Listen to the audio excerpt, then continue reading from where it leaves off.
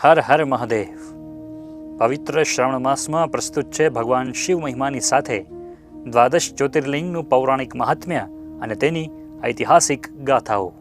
સૌરાષ્ટ્રે સોમનાથમ ચ શ્રીશૈલે મલ્લિકાર્જુનમ, ઉજ્જૈન્યામ મહાકાલમોંકાર મમલેશ્વરમ, પરલ્યામ બૈજનાથમ ચ ડાકિન્યામ ભીમશંકરમ, સેતુબંધેતુ રામેશમ નાગેશમ દારુકાવને, વારાણસ્યામ તુ વિશ્વેશમ ત્ર્યંબકમ ગૌતમી તટે, હિમાલયે તુ કેદારમ ગુષ્મેશમ ચ શિવાલયે, એતાની જ્યોતિર્લિંગાની સાયં પ્રાતઃ પઠેન્નરઃ સપ્ત જન્મ કૃતમ પાપમ સ્મરણેન વિનશ્યતિ.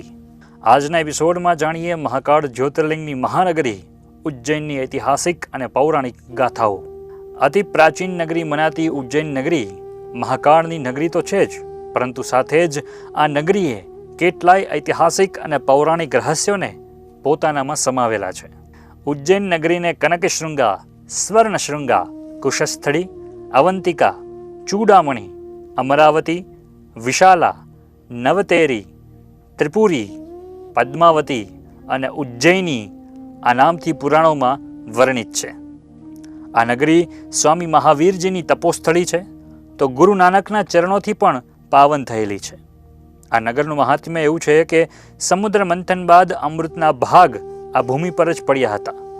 દેવતાઓએ આ ભૂમિ પર બેસીને અમૃતપાન કરીને પ્રાણી માત્રને જીવન આપવાનો સંકલ્પ કર્યો હતો. વિષ્ણુ પુરાણ અનુસાર સાંદીપની ઋષિ શ્રી કૃષ્ણ અને બલરામ સહિત પોતાના શિષ્યોની સાથે મહાકાળેશ્વર પધાર્યા હતા અને સહસ્ર નામથી ભગવાન મહાકાળનું પૂજન કર્યું હતું. તંત્ર સાધના માટે પણ આ ભૂમિ ઉત્તમ માનવામાં આવે છે. સ્કંદ પુરાણ અનુસાર સ્મશાન, ઉખર કહેતા ઓખલેશ્વર, ક્ષેત્ર, પીઠ અને વન એમ ચારેય માત્ર એક જ સ્થાન પર આવેલ હોય તો એ સ્થળ છે ઉજ્જૈન. આ સ્થળ સિવાય બીજે ક્યાંય પણ આ ચારેય ક્ષેત્રો નથી. સાથે જ આ નાથ સંપ્રદાયની પણ મુખ્ય ભૂમિ રહી છે. રાજા વિક્રમાદિત્યએ તંત્ર સાધનાથી જ પોતાના સિંહાસનમાં યંત્રોથી 32 પૂતળીઓને સિદ્ધ કરેલી હતી, જે યથા સમયે સ્વયં બોલતી. આવી જ રીતે વિક્રમે વેતાળને પણ પોતાના વશમાં કરેલ હતો.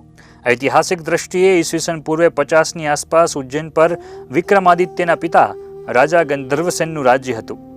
ગંધર્વસેન દ્વારા થયેલ અપરાધનો બદલો લેવા ભારત દેશથી દૂર શકોને બોલાવ્યા. શકો સાથેની લડાઈમાં મહારાજા ગંધર્વસેન હાર્યા અને શકોનું સામ્રાજ્ય પ્રસ્થાપિત કર્યું.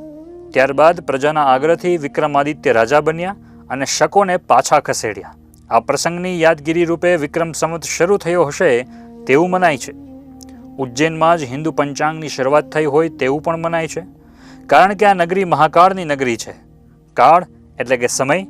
મહાકાળને કાળ ગણનાનું કેન્દ્ર બિંદુ માનવામાં આવે છે. ઉજ્જૈનને ભારતનું મધ્યસ્થાન માનવામાં આવ્યું છે. ભૌગોલિક દ્રષ્ટિએ ઉજ્જૈન નગર પરથી જ કર્કરેખા પસાર થાય છે, જેથી તેને ગ્રીનવિચ શહેર તરીકે પણ ઓળખવામાં આવે છે. આવી રીતે ઉજ્જૈન નગરીનું મહત્વ ખૂબ જ વધારે છે. આજના એપિસોડમાં બસ આટલું જ. ફરી મળીએ ઉજ્જૈન નગરી પર થયેલા આક્રમણો અને વિશેષ ગાથાઓ સાથે. હર હર મહાદેવ.